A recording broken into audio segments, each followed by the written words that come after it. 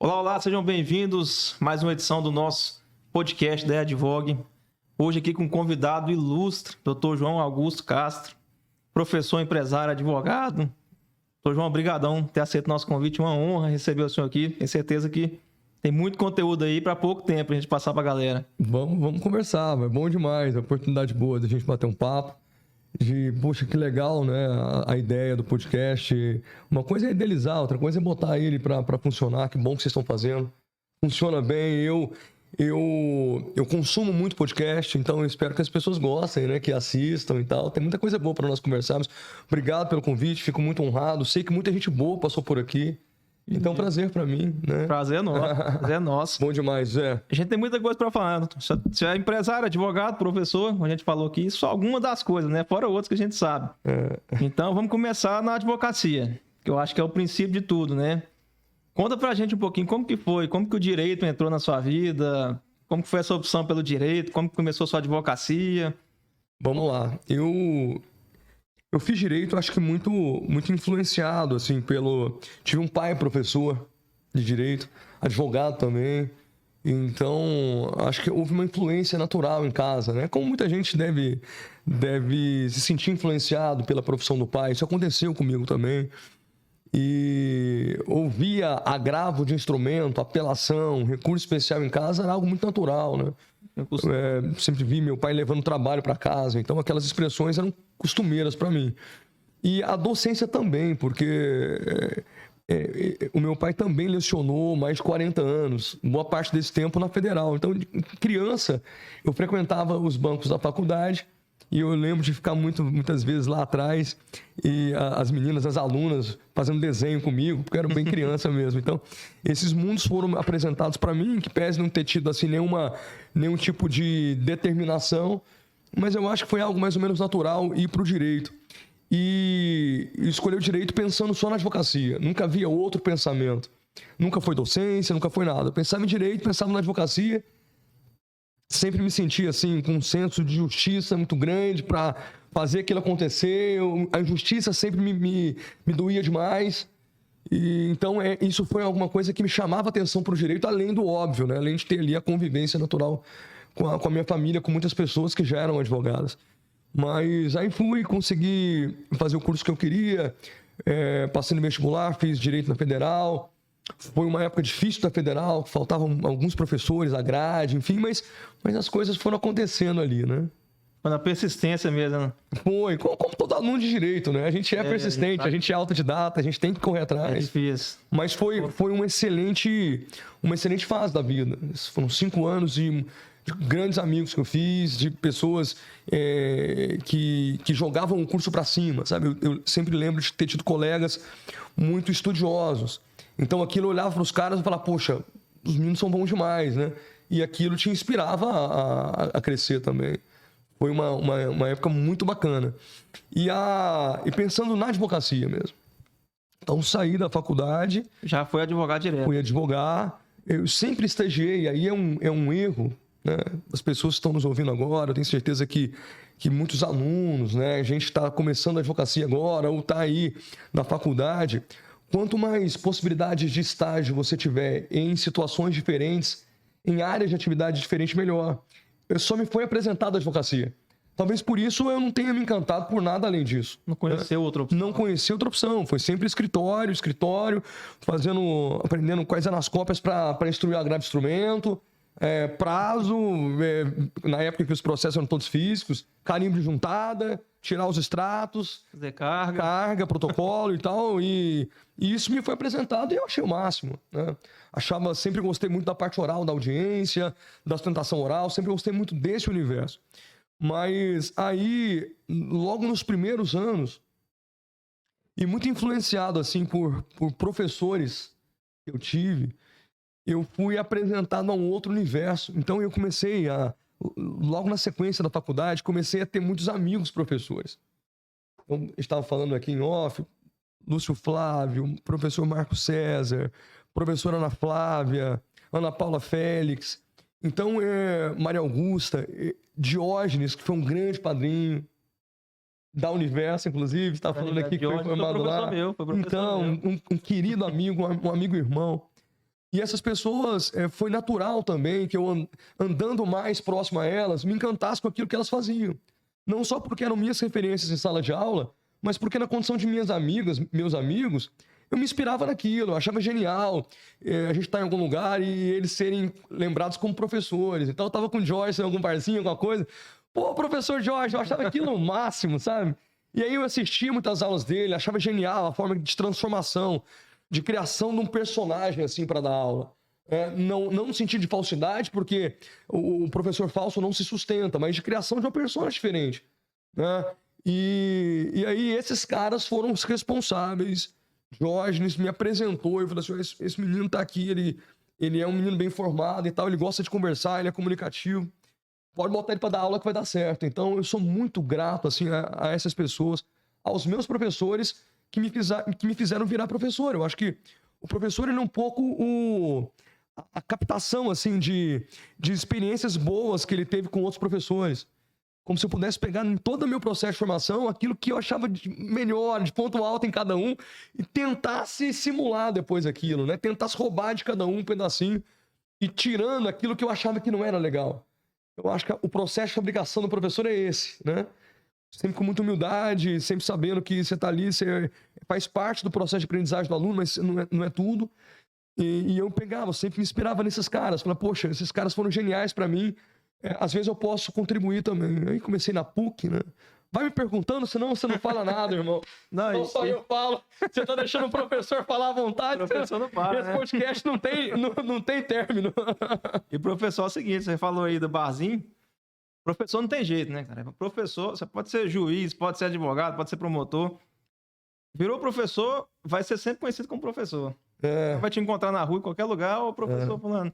E é interessante, Zé, que eu conheço professores que ocupam os mais diversos cargos e todos eles, se puderem escolher, pelo menos os que eu conheço, preferem ser lembrados como professores. Então ele pode ser juiz, ele pode ser promotor, delegado, mas ele prefere ser tratado como professor, né? Tamanha a relevância desse ofício, tamanha a relevância disso que a gente exerce, que me foi apresentado. Olha que bacana, né?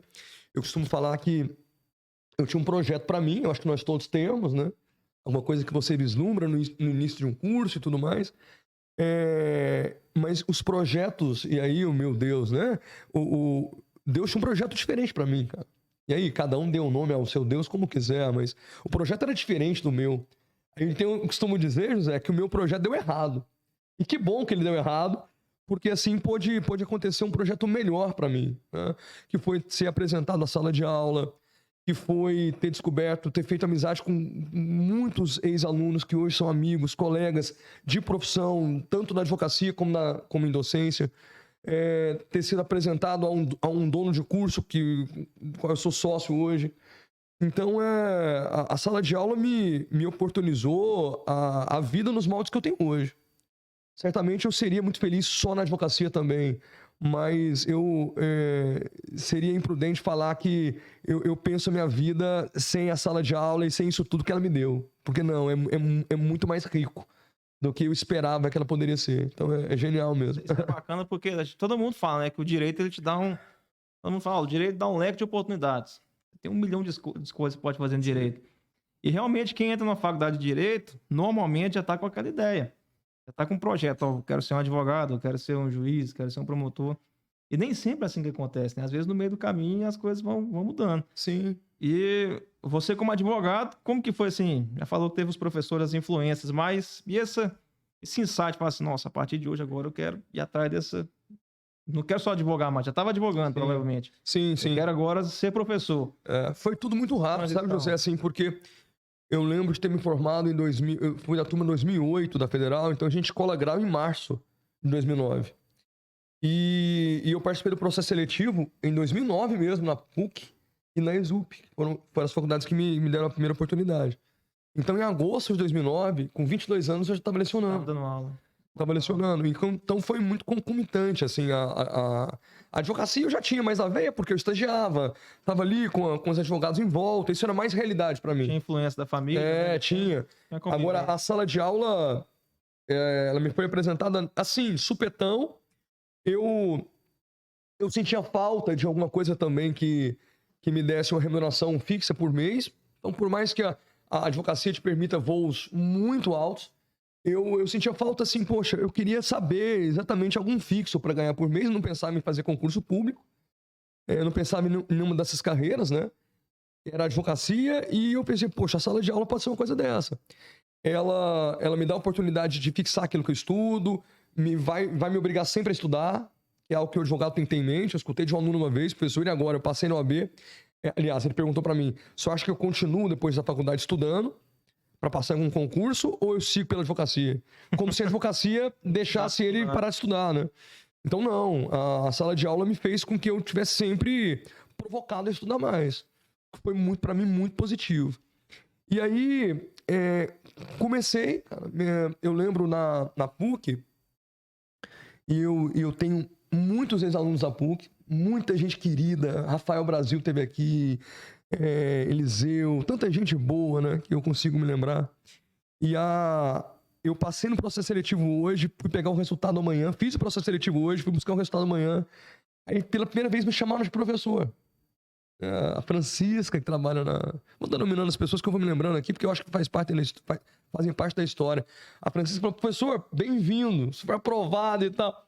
Sua aula começa às 10h50. Nossa. E era o turno das 10h50, na PUC eu não tinha noção como começava a aula. E eu sempre me vestia assim, eu gosto desse tipo, né?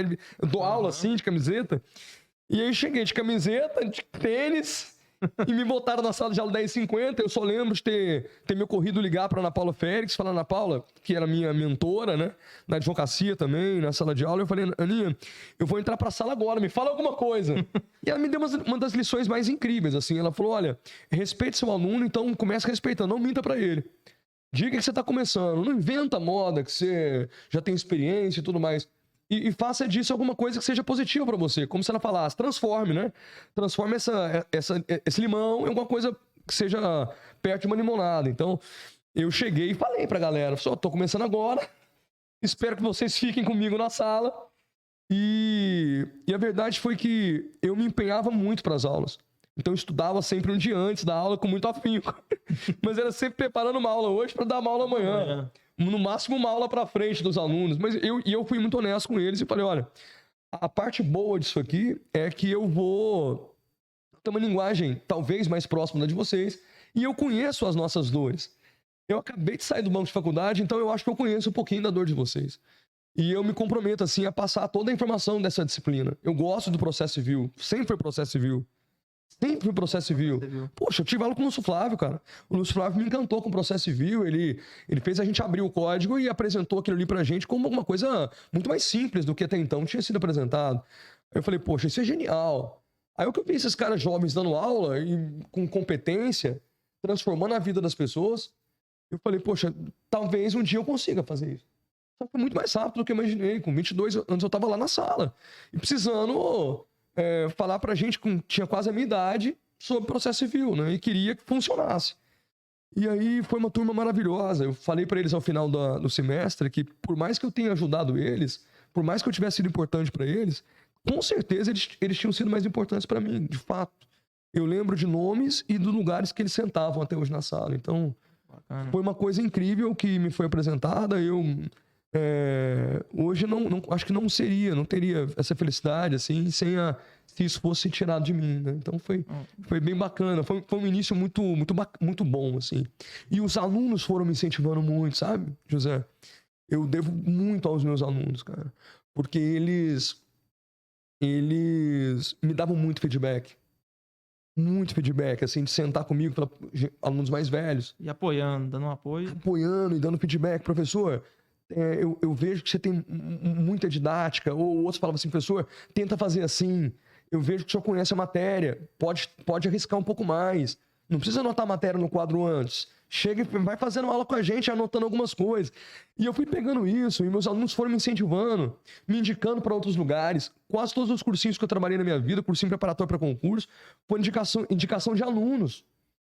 Quando não foi um amigo professor, como foi o Marco César, poxa, vai lá no TES, vou te apresentar lá, se não gostar de você.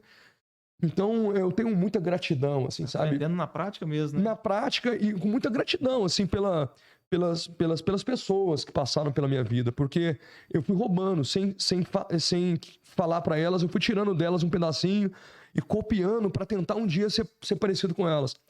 Então, eu sou muito grato aos alunos e aos meus professores e aos meus amigos. Assim, eu tenho certeza que sem uma dessas partes eu não teria conseguido ser professor, né?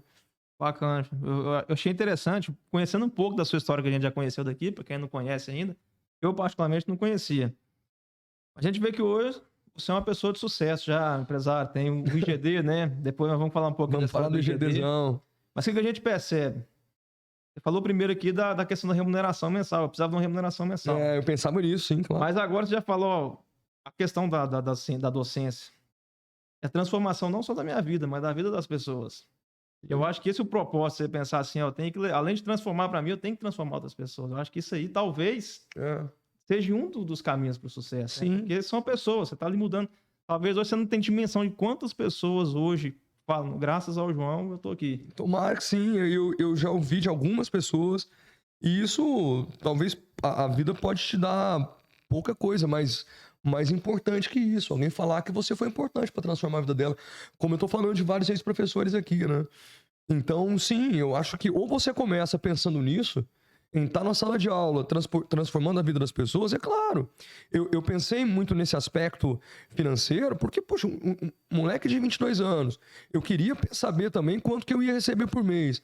Agora, isso não seria necessário, isso não seria suficiente para eu vingar um ano na sala de aula. Se aquilo ali não fosse para mim algo verdadeiro, se não fosse uma experiência para transformar a vida das pessoas de verdade, para me envolver com as pessoas, para ouvir os problemas delas e aquilo representar alguma coisa para mim de fato, se não fosse isso, não fosse verdadeiro, não dura muito tempo. E hoje as pessoas sabem, as pessoas são sensíveis, ela olha para um professor, ela sabe quando ele está ali querendo fazer o que ele está fazendo ou se ele está completamente desmotivado, né?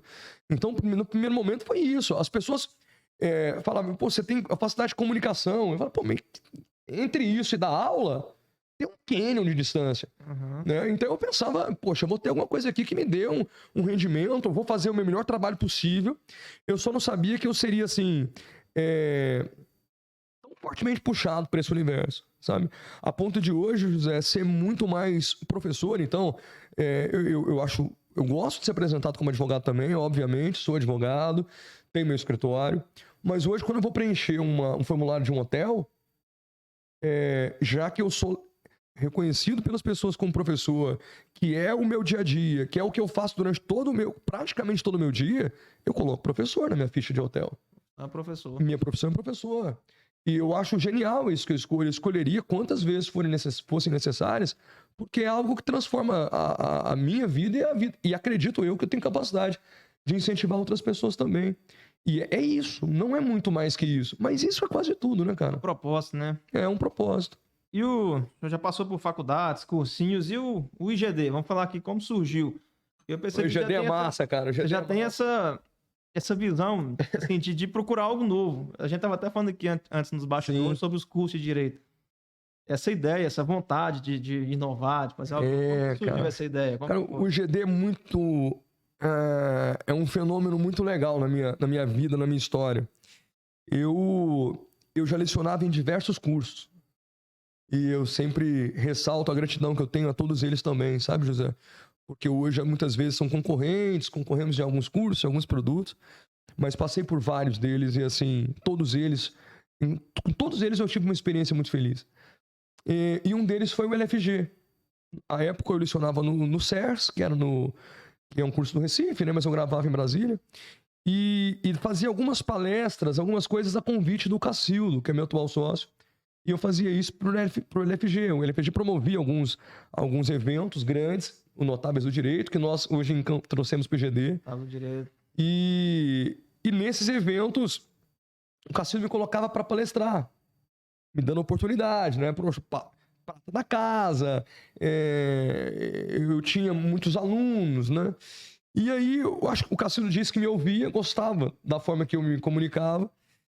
E aí, quando o LFG foi sair de Goiânia, ele me convidou para que eu tivesse com ele à frente de um outro projeto, Um projeto que inicialmente seria apenas presencial, para fortalecer de maneira diferente assim, o mercado de cursos em Goiânia, trazendo os maiores nomes do direito para Goiás, uma ideia de cursos preparatórios para concurso e carreiras jurídicas, OAB, de maneira muito efetiva, que entregasse resultado. Então vem que eu vou te entregar a carteira do OAB.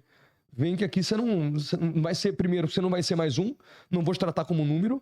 Então sempre surgiu uma ideia assim de tratar o aluno com individualidade, com respeito, porque dentro de uma sala de aula de 100 alunos, cada um tem uma história.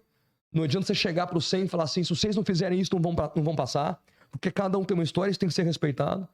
Então, aí eu saquei que ele tinha a mesma linguagem minha, que ele pensava em educação mais ou menos da mesma forma que eu pensava, de maneira inclusiva, a respeitar a individualidade, a entender que o modelo tradicional não funciona mais. E já existiam muitos cursinhos. Sim, e eu tendo a experiência de passar por vários, ele há mais de 15 anos à frente do LFG, aí ele me chamou, ele falou, cara, é uma marca nova em Goiânia, sólida, vamos inaugurar essa marca dentro do boate, fazendo uma aula dentro do boate, numa boate grande em Goiânia nessa época, em 2017. Você topa? Aí eu falei, poxa, mas para topar isso representa sair dos lugares que eu trabalho. E acho uma das decisões mais difíceis para mim, porque eu adorava o que eu fazia também. Eu adorava ser só professor desses cursos. Era muito bem recebido, muito bem tratado. E tomar essa decisão foi muito difícil, né? Porque também, José, a sala de aula, nesse ritmo que a gente faz, o professor de cursinho faz, cara, é uma coisa que você não consegue fazer por muitos e muitos anos. Porque te tira muita energia, te suga muita energia. Você chega em casa exausto também. Muito diferente, né? Você pegar uma graduação. Muito diferente. E eu tava nesse limite já, sabe? Dando aula, às vezes, dando aula de manhã, à noite, presencial, gravando a tarde toda, e final de semana viajando para dar aula em pós. Então isso te esgota. Então quando ele me falou, eu falei, poxa, eu tenho uma ideia já do que eu quero que seja educação, eu tenho uma ideia do que funciona, a gente nunca tá pronto, mas eu tenho uma ideia do que pode dar certo. Ele tinha ideias até mais construídas que as minhas. E nós nos unimos, cara, e o IGD, e eu saí desses outros cursos pedindo licença para todo mundo, assim, com muita gratidão, quase sempre com choro. E dia 12 de novembro de 2017, nós nos unimos e abrimos o IGD num evento de lançamento, numa boate com um aulão pro OAB, que eu convidei os meus alunos que se relacionavam comigo pelo Instagram, eu os convidei para esse aulão, fazia muito simulado, muita live, na época era o Periscope, então tinha muito aluno envolvido comigo. Aí eu convidei essas pessoas para estarem nesse lançamento, e ali começou essa escola que só tem 5 anos, mas eu acho que a gente já é muito vitorioso em alguns aspectos. Quando eu penso no sentido assim, de que muita gente passou por lá e saiu muito melhor do que entrou, e começou a tomar gosto pelo estudo, tomar gosto pelo direito a partir do nosso IGD, cara, eu acho que a gente é super bem realizado já, entendeu? Agora, há muitos voos pela frente. A gente entende que a educação no modelo tradicional, do modelo que as faculdades hoje implementam, não funciona mais, cara. É muito difícil falar isso. Eu que sou professor também de graduação, mas é um modelo que não funciona mais. Ou a gente renova isso, ou busca fazer isso funcionar de uma maneira diferente. Não se pode acreditar só ao desinteresse dos alunos.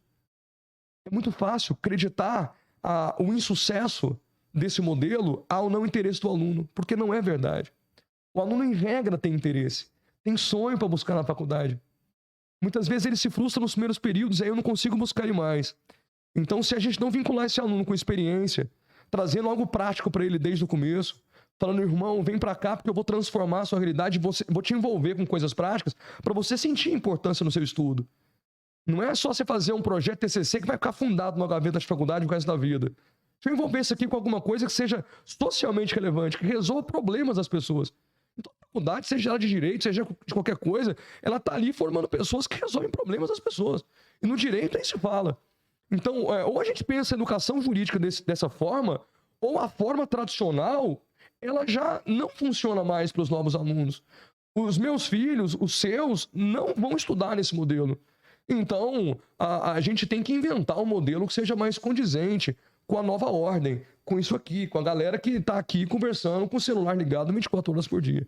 Então, a proposta do IGD Graduação que nós tivemos agora a autorização do MEC, né? Um momento de felicidade para o nosso curso, é de repensar o modelo da educação jurídica. Será uma faculdade 100% de direito. Nós não vamos dividir a nossa atenção com nenhum outro curso. Já existe aqui no Brasil hoje uma faculdade que é 100% só de direito? Existe o IDP, mas salvo engano o IDP em Brasília tem já algumas outras vertentes, né? Mas a gente tem ido buscar modelos fora, né? Cacildo está indo agora para Boston, a gente vai depois para Califórnia, que tem algumas coisas interessantes lá na área de tecnologia. Trazer isso para dentro da faculdade, trazer a ideia de startup para a faculdade de Direito, trazer a ideia de inovação, de conhecimento disruptivo, de ideias que vão transformar a vida das pessoas. Tem muita gente que não se adequa mais ao modelo tradicional de vestibular. Não é só a nota do Enem que vai me levar até o IGD. Eu estou falando que eu posso buscar outras ferramentas, como meio de verificar se esse aluno é apto ou não a entrar na faculdade. Às vezes ele tem uma baita de uma ideia e não se enquadra naquele modelo tradicional, mas uma ideia que pode resolver o problema das pessoas. Quase tudo que você resolve o problema das pessoas está ligado ao direito. Tá ligado, né? Então eu quero também esse tipo de aluno. Abraçar o sonho dele, abraçar os projetos que ele traz, abraçar as ideias, as startups, acelerar esses projetos dentro da nossa incubadora também que nós teremos, porque eu não vejo outro modo de pensar a educação hoje, a não ser juntando isso com ideia de business, com um cara que é disruptivo, com um cara que pensa muito à frente e às vezes se sente engessado nesse modelo tradicional. Então é assim que a gente tem pensado. Agora, dia 14 e 15, estamos indo para São Paulo também, que tem alguns modelos interessantes lá, não só no direito, mas a gente tem que buscar elementos de outras faculdades, de outros mercados que já fazem essa disrupção há muito tempo e trazer para cá, e trazer para mais próximo da gente. Então, esses são os próximos passos, né?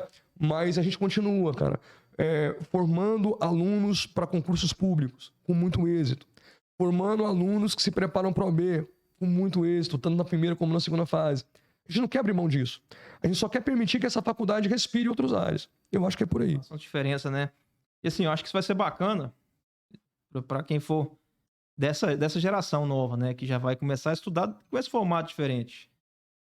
E vocês já pensaram ou já cogitaram trabalhar com essa geração que tá vindo agora, que já é advogado, já tá com a AB na mão, só que a gente tava até comentando que os novos advogados hoje estão todos perdidos. Acredito eu tenho pouco tempo também de advocacia, mas que até antes da pandemia, a advocacia era uma coisa, hoje é outra.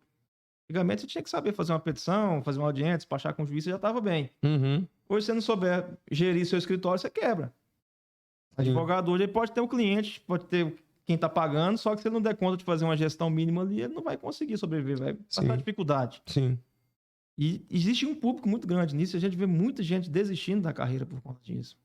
Seguindo outros rumos. Eu mesmo converso com várias pessoas, falando, não, isso aí não é para mim não. Não consigo. Você vê que a pessoa tem aptidão, tem um cliente, mas não consegue se manter. Vocês já pensaram em algo para esse público, para esses advogados? Ou acha que... Bom, eu vou passar a minha ideia. Nós temos hoje o nosso projeto de pós, é um projeto de pós-graduação 4.0, levando em conta aí as evoluções da Revolução Industrial, né, as ondas de Revolução Industrial. A gente usa esse termo, pós-graduação 4.0. Justamente por isso. Porque a gente imagina que, paralelamente ao conteúdo jurídico, que vai ser sempre importante, e fim da nossa atividade, eu tenho que agregar outras várias expertises, assim, outras várias ferramentas, outras skills, né? Nesse nosso aluno, que o mercado cobra dele. De inteligência emocional, de comunicação não agressiva. Tive uma palestra genial da doutora Alessandra Demito lá conosco, falando de comunicação, de que maneira que eu me comunico, né, com o meu cliente, que maneira que eu recebo o que ele está me falando, de que maneira que a comunicação do advogado com o cliente, do advogado com outro advogado, do advogado com o juiz, são tantas comunicações que a gente tem. Então, trazer essas outras ferramentas, essas outras habilidades para incorporar com a habilidade jurídica, isso é essencial. Mas, eu te digo, é uma dificuldade ainda você mostrar para o seu aluno, mostrar para os jovens advogados que isso é de fato importante. Porque, por mais que seja uma geração nova, ela ainda está muito... Você usou a expressão perdida, mas deixa eu ver se eu consigo trazer a minha ideia.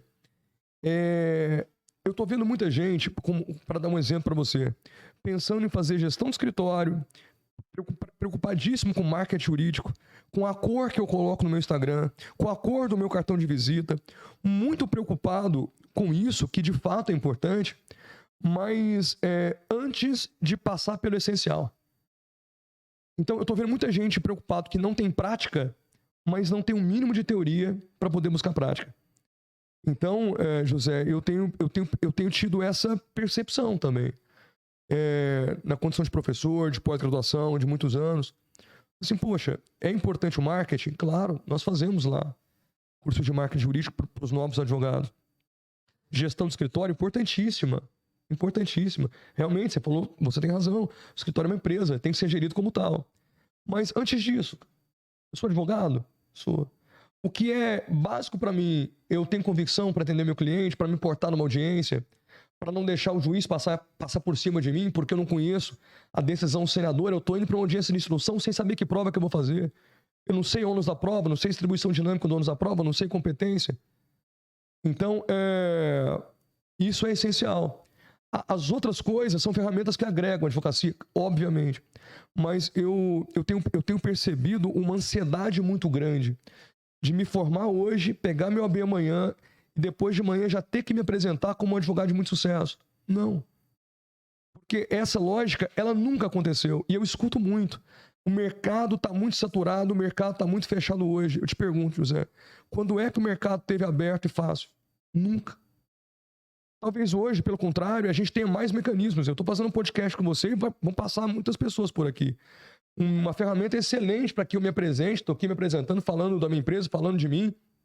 Como todo mundo tem hoje a tela de um celular para se apresentar. Antigamente não tinha. Eu tinha grandes bancas que dominavam o mercado e eu não entrava. Hoje eu me apresento como advogado. Se eu tiver um bom serviço, eu vou ser reconhecido. Mas o problema é, eu já quero pular essa etapa. Eu quero pegar a OAB hoje e amanhã me apresentar, ter desculpa a expressão, um puta cartão bonito de visita, ter um baita do Instagram, fazer vídeo, TikTok o dia inteiro, mas eu não tô me preocupado com aquilo que é minha essência.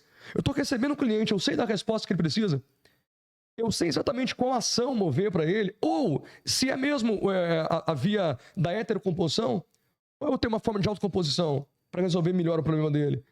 Eu estou investindo em mecanismos de autocomposição para esse advogado? Eu estou estudando autocomposição, conciliação, mediação? Eu sei me comportar na arbitragem? Tem advogado que não sabe o que é cláusula compromissória arbitral.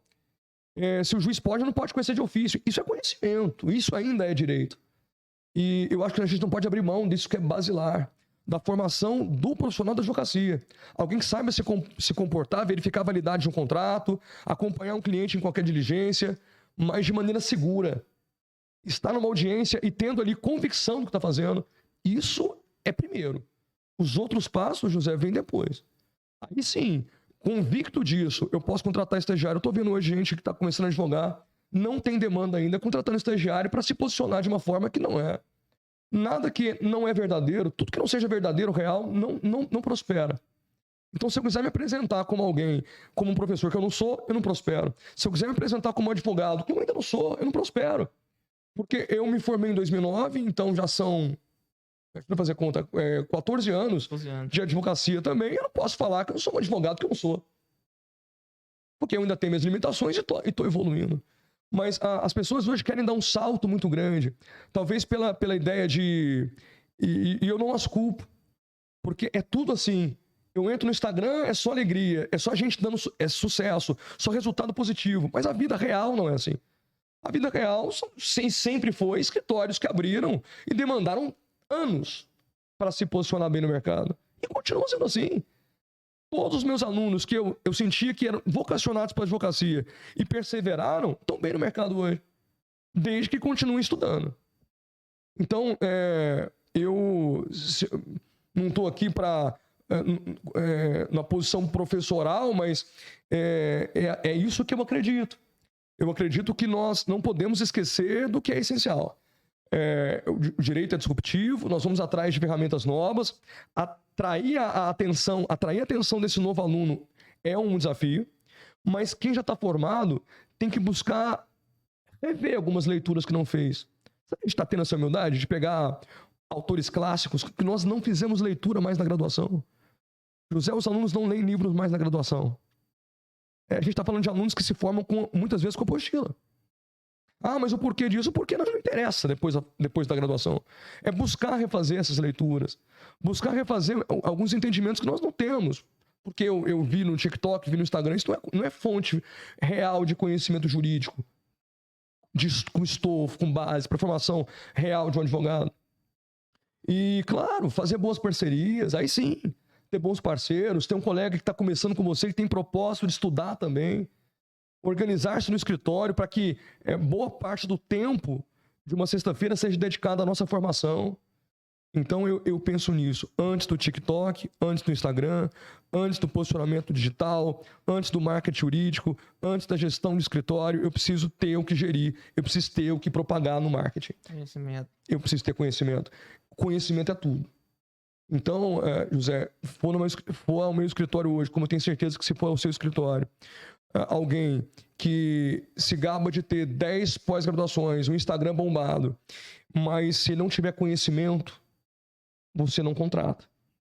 Se você der uma chance dele atender um cliente, ele não souber se comportar, se você oportunizar que ele fale e você não entende o que ele fala, se você faz perguntas básicas sobre o direito civil e ele não conhece, se você dá um papel para ele fazer uma procuração sem um modelo, porque ele chega no interior e faz essa procuração, não tem internet, ele não tem modelo, ele não consegue fazer. Não sai uma procuração, falta conhecimento, cara. Certeza. E não adianta ele se apresentar como advogado no Instagram, porque o cliente está checando o nosso serviço em todo o tempo, inclusive na audiência. Quando eu faço perguntas para o juiz, ele fala, doutor, mas já essa matéria já está aprovada, documento tal, eu tenho que abaixar minha cabeça e meu cliente está checando o meu trabalho nesse momento.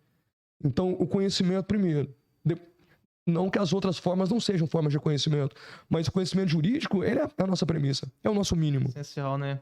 E o bacana, achei muito bacana a sua posição aí, porque é o famoso processo, né? As pessoas hoje não querem mais viver o processo natural. Isso justamente por conta das redes sociais. Porque a gente abre o Instagram aqui, já é bombardeado, o advogado milionário. E o que é hoje, talvez, o modelo de advogado de sucesso? Aquele advogado que tem um escritório trabalhando sozinho, ele tem uma série de funcionários que fazem a captação, fazem o atendimento do cliente, faz o protocolo, e ele tá na praia, ele tá viajando, ele tá curtindo. Ele, teoricamente, não advoga. Sim. E todo mundo acaba, eu quero a vida desse cara. Exato. Eu quero andar numa Ferrari, eu quero viajar para Dubai. E a gente não quer viver. E não tá errado de jeito nenhum ter uma Ferrari e viajar para Dubai, né? Não tá errado. Só que eu tenho que estar disposto a dar os passos para que isso aconteça. A pagar o preço. A pagar esse preço, né? E é para pagar esse preço que nós formatamos cursos. E entender que não é de hoje para amanhã. Que a gente é professor. Não é do dia para a noite, né, que vai acontecer. Porque não tem jeito. Esse processo ele exige uma sedimentação. Eu não posso ter começado minha advocacia acreditando que eu vou me apresentar como um advogado que estava lá, que chegou há 15 anos antes de mim. Então, faz parte do jogo. Agora, a ansiedade que as redes sociais geram, a ansiedade que o mundo contemporâneo vai gerando, de ter que me apresentar sempre como melhor. Não, eu sou um advogado iniciante. Eu pego ações pequenas mesmo. Eu pego ações da minha família, mas com um compromisso de, em todas elas, me entregar o meu melhor trabalho possível, entregar o melhor rendimento possível, entregar a melhor resposta possível para o meu cliente. E eu detesto a ideia do advogado que tem que ser advogado. Quantas vezes eu já ouvi famílias falando para um sobrinho, para um neto, mães falando para filhos, você vai ser advogado, você tem muita lábia. Advogado não é uma pessoa de lábia. Aliás, no processo civil, se o envolvimento é com processo civil, que é o que eu consigo falar um pouco melhor, oportunidades mesmo de oralidade são pouquíssimas. O advogado é um cara do conhecimento, é um cara que conhece muitas frentes de conhecimento, é o que continua estudando, é o ético, é o que entrega resposta honesta ao cliente, que não vende promessas vãs. É esse o cara. E é claro, ele vai atender primeiro a tia mesmo, vai começar em juizado especial. Não tem problema. Não queira se apresentar como o advogado que acabou de pegar o AB. Lindo seria, mas a regra não é essa. E que amanhã está sustentando oralmente na turma do STF, porque não é assim. É juizado especial, é minha avó, é a vizinha do apartamento do lado que tem problema de alimentos. E eu vou propor ação para ela. Recebendo ou não, eu vou entregar o meu melhor serviço, porque ela vai passar para frente o seu serviço. ela passa para frente o envolvimento que você teve com ela. Ela não esquece. E o mercado não é também informado disso? De você chegar para um colega e falar, poxa, aquele advogado não é um baita atendimento. Menino jovem, mas como conhece do que está falando? E resolveu um grande problema. Isso. Agora, o boca a boca demanda um tempo. Com certeza. Né? Talvez mais rápido do que a explosão da internet. O que você tem hoje na internet? Gente se fazendo e não está errado. Não estou eu aqui julgando. Eu tô falando para advocacia. Gente se fazendo, vendendo cursos, ensinando como vender curso, irmão. Olha que loucura que nós chegamos. Eu tenho uma fórmula para lançar como é que se faz dinheiro vendendo curso. Mas elas não se preocupam mais com ter o que vender. Como se eu quisesse vender um celular e não soubesse fabricar um. Então, primeiro, irmão, a gente conseguir entregar o nosso serviço. Primeiro, eu conseguir dar um atendimento honesto pro meu cliente. Primeiro, eu saber me portar numa sala de audiência, saber pelos que lado que eu vou sentar na mesa de audiência. Saber que, às vezes, numa audiência de instrução, eu tô lá, o juiz já fez as 3 perguntas fundamentais, eu não pergunto mais. E é isso. Primeiro, é essa parte. É árdua, é trabalhosa, mas ela é concreta. Se você cumprir esses passos, você não retroage. Você não retroage. Você vai fazendo e não retroage. O outro, às vezes, o tiro é rápido, 100 metros rasos, mas não vinga. Não vai, né? Fora que eu até costumo falar isso muito nas redes sociais, que a advocacia, ela demanda uma transformação não só na vida do advogado, que vai conseguir talvez um sucesso futuro, mas no cliente. Porque muitas vezes a gente, no costume do dia a dia, por exemplo, eu advogo no criminal bastante. Você fala, mais um caso criminal, mais um pedido de revogação. Pra gente é muito comum. Mas pro cliente, poxa, a liberdade do cara. Ele tá dormindo e acordando pensando naquilo. Uma aposentadoria. É o sonho daquela pessoa aposentar. Sim. Então, assim, pro cliente, você vai trazer para ele uma transformação. Então, você tem que ter muita responsabilidade com isso. Você tá com a vida da pessoa em mãos. Perfeito. Não é simplesmente falar, vou ganhar tanto ou não vou ganhar tanto. Não é só pelo honorário. Perfeito, querido. Olha, tem que ter essa visão. Sabe, José, e na sua advocacia especialmente, eu acho ela extremamente grata com quem trabalha bem feito. Muito grata. A advocacia criminal, eu acho ela muito grata. Eu tenho bons exemplos no IGD de alunos que passaram por lá, hoje amigos. Dr. Paulo Cisneiro. 9, 10 meses de carteira de OAB já estão recusando ações. Então, me falar que tá fechada, é difícil demais, porque as pessoas não estão querendo esperar nem esses 10 meses mais. E são advogados hoje, advogando há menos de um ano, com sucesso. Mas por quê? Dispostos a fazer uma viagem para atender uma advocacia dativa, dispostos a atender alguém que não tem condição, mas dando o melhor resultado possível. Não é porque eu trabalho sem receber pro bono que eu não vou entregar o meu melhor. Entrega o melhor. Faz o melhor possível. Continue se envolvendo com pós-graduação, com curso, lendo. E se envolvendo com a advocacia de verdade. Você sabe disso. O advogado que se envolve com a advocacia de verdade não tem muito tempo para ficar fazendo TikTok o dia inteiro. Justamente. Né? Eu acredito que depois você entra no mercado, você tá ali no dia a dia, acabou. Não para. E você teve que organizar a sua agenda para estar aqui hoje gravando isso. Sai daqui, tem muita atividade para fazer. Sim. Né? Eu acho que a visão tem que ser essa. Eu, particularmente, gosto até de dar um exemplo. Quando eu comecei, eu advogava em todas as áreas possível. A única coisa que eu nunca fiz foi previdenciário, porque realmente não sei. Mas talvez hoje, até então, na minha advocacia, o melhor resultado que eu já tive foi uma ação que eu praticamente não recebi honorário. Que foi de uma criança que precisava de um tratamento médico. Uma família muito humilde, não tinha condição, e a gente conseguiu com o plano de saúde esse tratamento para ela. Pouco tempo depois, a mãe me manda um vídeo dela andando. Graças àquilo ali. Então, assim, não tem preço que pague. Não tem. Eu acho que a gente tem que ter esse propósito também, não é só o dinheiro. A nossa profissão te dá essa oportunidade, né? Isso é dessa contraprestação que nem o dinheiro paga. Realmente. O dinheiro paga, justamente. A gente tem que ter essa responsabilidade. São coisas que não tem dinheiro. E voltando a gente falou do IGD aqui hoje, para conciliar advocacia com... Porque eu sei que você não dá aula, você dá aula no IGD, mas tá o tempo todo em palestra na faculdade, viajando. Chamando a gente vai. Eu gosto muito. Então, quando chama, eu vou. Fora que tem família, tem esposa, tem filhos. Então, assim, a vida é uma loucura, né? Como que faz pra conciliar tudo isso? Às vezes a esposa não fica brava porque não tem tempo, final de semana. A sorte, primeiro, arrumar uma namorada que também é do universo jurídico, né? Porque ela entende... Tá acostumado com essa... A namorada entende bem qual que é o padrão, porque também leciona. E o escritório hoje é um escritório que é muito mais tocado, a operação é praticamente toda ela tocada pelos meus sócios, que eu tenho um orgulho, um respeito gigantesco, Dr. José Bezerra e Dr. Getúlio, que o Getúlio é meu irmão, o Dr. José Bezerra foi meu professor, então eu advogo com ele. O José Bezerra é da Universo também? Sim. Eu sei quem é. Sim. Conheço, foi meu professor. Juiz também, aposentado, uma lenda para mim, um cara que...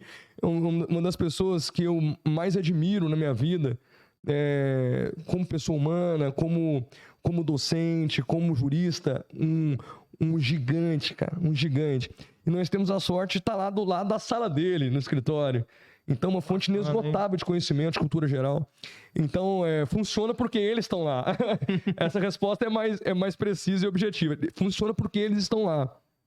Então, atendo clientes, o meu irmão, faço algumas petições, mas hoje a docência, a gestão, né? Porque eu tô à frente da gestão, eu sou operacional, cara, eu tô ali na operação do dia a dia, carregando cadeira com meu sócio, e se precisar botar a mão na massa e dirigir carro do aluno para tirar do lugar e o aluno tomar chuva, a gente faz todo dia.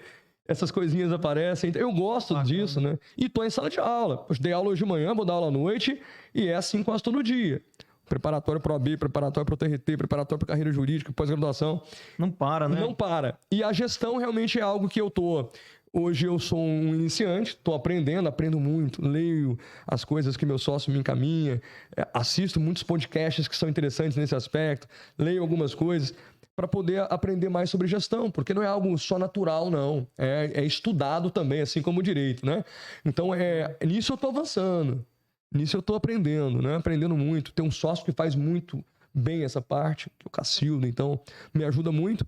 Então, com essas ajudas, acaba que a vida dá certo. Tem 2 filhos ainda. Tem que cuidar dos 2 bichinhos, minhas joinhas. E tem sobrar tempo pra namorada. E a gente acaba a aula, a gente vai e sai 10 e pouco da noite, mas tem que sobrar um tempinho para tomar um vinho. E a vida funciona assim. Eu gosto da vida agitada, eu gosto dela corrida. Eu gosto de ver as coisas acontecendo, o problema acontecendo, você está ali para resolver.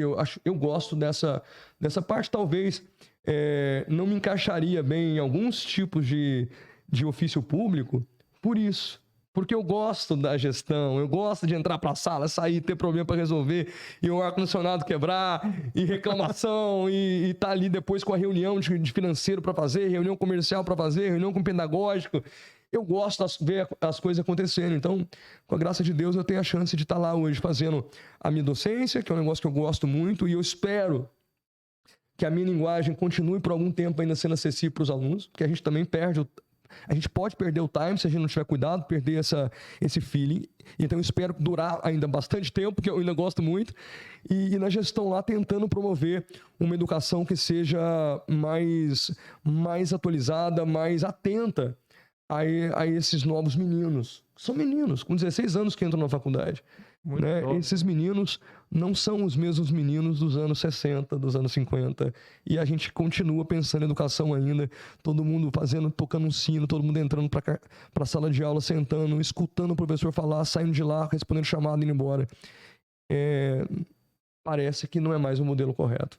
Parece que deve ter coisas que chamam mais atenção dessa geração que vem por aí, porque certamente a concorrência com os gadgets, com os celulares, com as telas, é muito grande para a gente continuar usando o mesmo modelo. A inteligência artificial está aí, com empresas, inclusive, indo de encontro ao trabalho do Google, né? GPTX, a galera da tecnologia que sabe. Incrível, inteligência artificial muito mais acessível para as pessoas, né? Peticionamento de inteligência artificial. Poxa, eu tenho que envolver esses caras com essas novas ferramentas, com essas coisas. Tem agora saiu que esse mês de fevereiro vai ter advogado, vai fazer a primeira defesa no tribunal. Sim. Então, realmente um negócio e essa moçada tá atenta a essas coisas.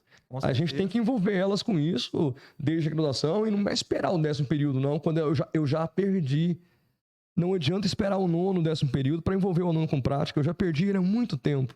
Aí não adianta mais falar em prática, porque ele quer entrar para a sala de aula, entregar qualquer coisa para o professor e ir embora. Ele só quer o diploma. Só o diploma dele.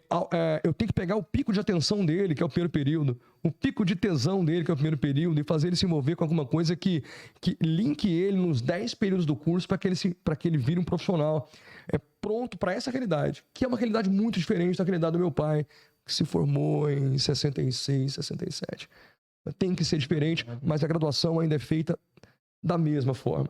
Aí fica por conta, José, de cada professor ter que sacar mais ou menos para fazer algo diferente. Se isso vier da instituição, se isso vier de um modelo pedagógico, o negócio funciona. Então, eu quero ter a chance de voltar aqui daqui a alguns anos para te falar como tem funcionado a graduação, que vai começar em 2024. A gente lança ela agora em abril, mas a primeira turma 2024. A primeira turma da graduação do IGT. Vai ser, cara. E eu vou ter a alegria de voltar aqui e te falar, cara, a experiência tem sido assim, tem dado certo aqui, a gente tem feito isso, buscado modelos fora, porque não adianta a gente olhar só aqui, o nosso olhar para fora hoje é no máximo para São Paulo. Tem muitas coisas acontecendo fora, a gente pode buscar. A gente pode fazer alguma coisa muito séria e inovadora em Goiás, por que não? Nós somos um polo fortíssimo do agro, de tecnologia agrícola. Por que não um polo de formação de talentos jurídicos que até então nós não conseguimos formar? Por que não? Bacana, hein? Bacana.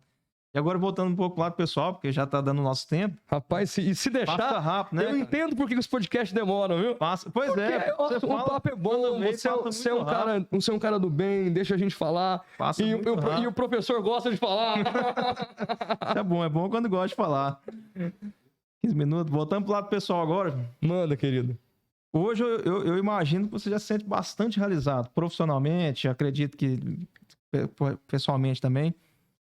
Hoje, a sua visão, vamos falar a curto prazo, né? A longo prazo, que eu sei que... Não, vou falar, na verdade, a longo prazo. A curto prazo, eu sei que tem muito projeto estourando, inclusive a própria graduação.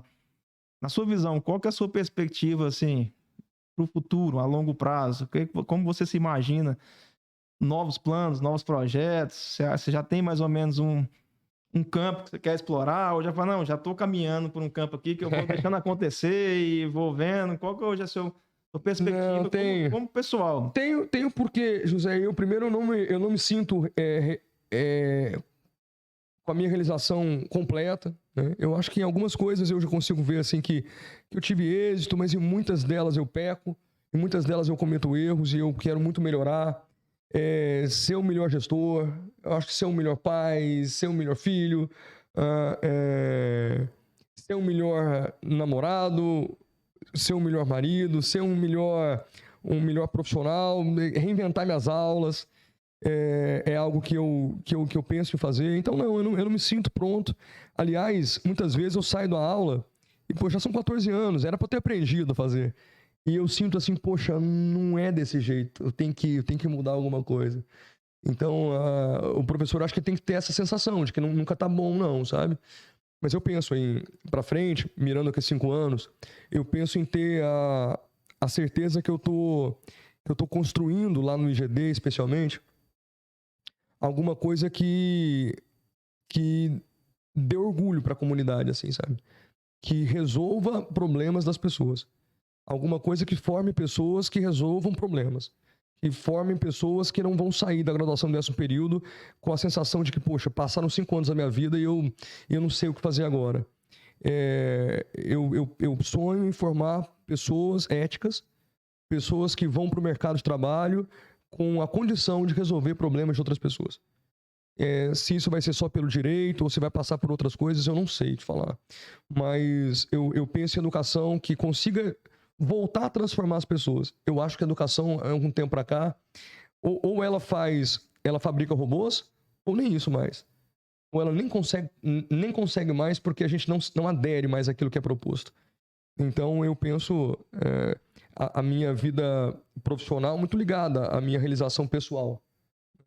Eu olhar para frente e falar, poxa, a gente está construindo um negócio aqui que vai deixar um legado legal para a sociedade. Assim. Honestamente, não vem uma cifra na minha cabeça quando eu penso isso. Eu penso em deixar algum legado. Assim. Eu penso que ter uma vida de propósito, das pessoas olharem para minha história depois e falarem, poxa, esse cara ajudou a construir alguma coisa bacana. Nunca sozinho, porque a gente nunca está sozinho. mas o IGD foi responsável por virar uma chave, por mostrar uma educação diferente, por ajudar pessoas que não estavam mais prontas para esse modelo antigo, que queriam romper essa barreira, queriam pensar grande, pensar em soluções grandes. Não é pensar em solução só aqui para o mercado local. Pessoas querem transformar o mundo. Por que não? Por que eu não vou pensar nisso? Então, eu penso assim, o meu sócio pensa assim, e eu sonho que em 5 anos a gente consiga olhar para essa trajetória e falar, poxa, muita gente boa passou por aqui e a gente tem conseguido deixar um legado positivo para a sociedade, alguma coisa que seja uma marca indelével, assim, para a nossa comunidade e para o mundo todo, por que não? Uma solução que possa resolver problemas das pessoas. É isso que eu sonho, então é sonhador mesmo, é moonshot, mas é disso que quem vive de educação tem que pensar. Eu não quero repetir modelo, eu não penso em repetir modelo, eu penso em pegar experiências que deram certo em outras áreas, aprofundar, entender mais o meu público, entender mais o que essa molecada quer. Eu tenho que olhar agora para essa molecada, cara. Eu tenho que olhar para molecada de 15, 16 anos, o que é que esse moleque estão querendo? O que eles estão assistindo? O que eles estão se envolvendo? O que eles entendem de metaverso? Como é que o direito entra nisso tudo? E fabricar a solução educacional que sirva para uma nova geração, para que essas pessoas depois transformem a vida de outras pessoas. É isso que eu sonho, é isso que eu acho que o GD se propõe como meta, como visão. Os valores são esses, os valores éticos, de transformação de vidas, sempre à frente de qualquer cifra. É importante que ela venha, claro. A gente tem lá hoje uma equipe de colaboradores grande, a gente quer também que eles tirem dali o sustento para a família deles e tal, mas sempre é deixar um legado, é deixar alguma coisa que seja uma marca positiva na área de educação. É isso, aí não importa para mim se vai ter turma de 100, 200, 300 alunos, se passarem 30, se sentirem influenciados, que eu consegui fazer algo diferente, inovador, que deixa uma marca diferente, eu vou achar que eu tô fazendo um bom papel. É isso aí. Bacana, viu, João? Bacana mesmo. E eu queria que você deixasse agora pra gente já encerrar um recado pra essa turma. Eu sei que tudo que foi falado aqui já foi um baita de um ensinamento, uma baita de lição, principalmente para o jovem advogado. Mas para essa turma que está começando agora, seus alunos que acabaram de passar na OAB no último exame, que hoje estão todos lá, vão pegar agora a carteira da OAB. Essa galera vai começar agora. Um recado, porque muitos motivados, muitos desmotivados, muitos sem saber o que fazer. Deixar uma mensagem mesmo, um recado para esses novos colegas nossos que vão entrar no mercado aí. Poxa, o recado pode ser, até para ser coerente com o que nós falamos aqui hoje, o recado foca no seu caminho, sabe? Foca naquilo que te dá tesão para viver, foca naquilo que você mirou lá atrás muitas vezes e esqueceu porque alguém te falou que era difícil. Talvez tente resgatar o que você pensou no terceiro período, segundo período, que você sonhava em ser juiz, que você sonhava em ser promotor, que você sonhava em ser analista, sonhava em ser procurador federal, sonhava em ser delegado federal ou um grande advogado. Tenha um foco mais em você, esqueça de olhar um pouco para a raia do lado. Foca naquilo que é seu, naquilo que te compete fazer. A gente muitas vezes fica muito ansioso por aquilo que nós não temos controle. E a gente não foca naquilo que pode trazer resultado. O que essa moçada tem para fazer hoje? Cara, se envolver com bons cursos, se envolver com boas leituras, estudar. Estudar, a fórmula ainda é essa. Sentar, pegar um livro de alguém que já decifrou aquilo que a lei disse e ler. Ler, fazer seus resumos, montar seus próprios materiais. E, claro, a gente tem anseio, a gente tem pressa, mas não, eu prefiro passos menores, mas que sejam constantes, do que aquele muito esperto que corre 100 metros e depois para. Então, persevere, crie seu próprio trajeto. Todos eles têm dificuldades, todos eles têm. O meu tem, e eu estou em processo de formação ainda. Repito aqui o que eu te falei, não me sinto completamente pronto para nenhuma das atividades que eu faço, porque a gente está sempre se formando, sempre correndo atrás. Mas eu tento hoje, e eu só posso falar para alguém aquilo que eu tento fazer para mim, não me deslumbrar muito e nem me deprimir por coisas que acontecem ao meu redor e que tentam me bater, sabe?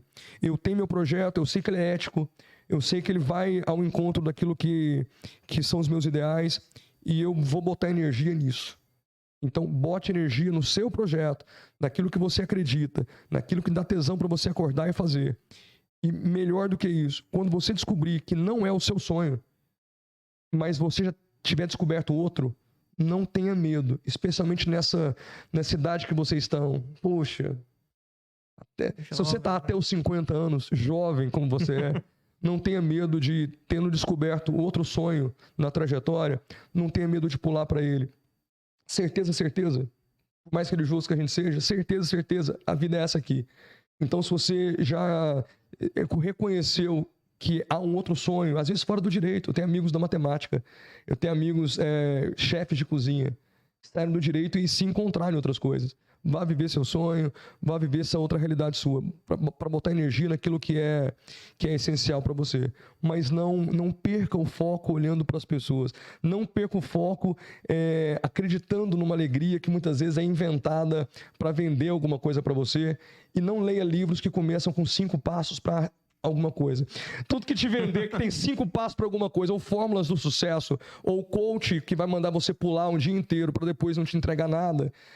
Tudo que não for do conhecimento, não se envolva muito. Se envolva com seus projetos, com aquilo que vai agregar conhecimento dentro desse projeto. Conhecimento é tudo. É isso.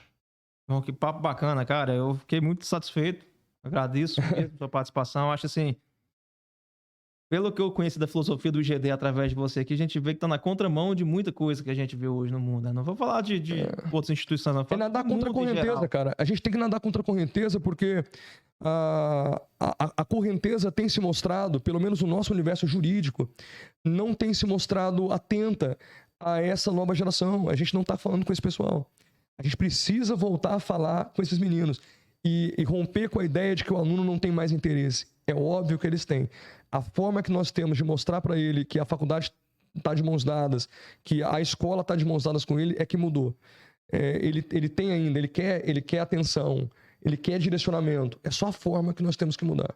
Eu vejo que essa filosofia de focar em transformar pessoas é o que é importante, né? Sem dúvida. Não é só as cifras. Isso também são importantes. Claro que a gente não pode descartar nada, mas... Nós somos empresa, a gente tem como premissa isso, gerar lucro, mas há algo intangível que nós não abriremos mão, que é transformar a vida das pessoas de fato. Justamente. E a gente viu, eu até fiz uma reflexão essa semana, esse ano começou bem triste, né? A gente viu aí, acompanhando pelo site da própria OAB, acho que uns 4 ou 5 notícias de falecimento de advogados, inclusive advogados jovens, cara. Sim. E isso traz uma reflexão, pra você falar, cara, a vida nossa é muito curta. O nosso tempo aqui é muito curto pra gente correr só atrás do dinheiro. A gente tem que ter um propósito maior que isso aqui. E o propósito nosso é com pessoas. Nós nos relacionamos com pessoas. Sempre. Então não adianta a gente querer achar que só a matéria. Então a gente tem que... A gente está falando de direito, a gente está falando de processo. No fim das contas, você quer resolver a angústia das pessoas. Das pessoas, justamente. Eu acho que o que eu achei muito bacana na filosofia do IGD que você mostrou aqui foi isso. É a intenção de transformar a vida das pessoas. E isso é o essencial. E o resto, com certeza, Deus, a vida, o mundo, ele com certeza vai recompensar. Amém. Que assim seja. Que assim seja e que eu conte com a sua torcida, com a torcida de tantos amigos que nós temos, para que seja um projeto que de fato traga essa sensação boa para nós goianos, né? Está formando alguma coisa diferente aqui.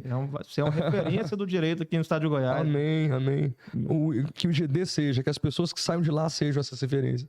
Justamente. Bom, valeu demais. Obrigadão, viu? O papo foi muito bom. Espero que tenhamos várias outras oportunidades. Foi um prazer enorme. Eu me sinto envaidecido com a lembrança, né? Aliás, você estava falando de palestras aí, eu recebo convite de palestras, eu falo sim, sempre, na hora, a não ser que eu não tenha agenda, porque com tanta gente falando de tudo hoje, quando você é lembrado por alguém, você tem que ficar envaidecido, grato, agradecer pela oportunidade. E espero que o papo seja ouvido, que as pessoas resgatem aquilo que é essencial para ela, que não entendam isso como uma fórmula, porque essa fórmula serviu para mim. Tente encontrar a sua, né? Do que é verdade para você, do que é verdadeiro para você. Então, eu não vou nunca, você nunca vai me ver escrever alguma coisa para doutrinar alguém para o sucesso, porque isso é muito particular, é muito personalíssimo. Então, que cada um consiga construir a sua fórmula, o seu formato, com a certeza de que todos eles têm reveses, têm durezas, e nós vamos vencer desde que o propósito seja maior. Certeza. Valeu demais, João. Deu nosso tempo. Obrigado a todos aí que estão acompanhando. Demais, obrigado à técnica, nosso amigo querido nos gravando aí. Tá aqui, sem ele não acontece nada também, né? Ele é fera, viu? Muito bacana, recebeu super bem aqui. Obrigado a todo mundo. Valeu Show de demais. bola. E espero que a gente se encontre de novo aqui para vários outros papos. Né? Quero voltar várias vezes pra gente falar de outras coisas, né? Isso. Tem muita coisa boa pra gente conversar. Tem muito papo. É isso aí, pessoal. Valeu e até a próxima. Valeu, gente. Obrigado.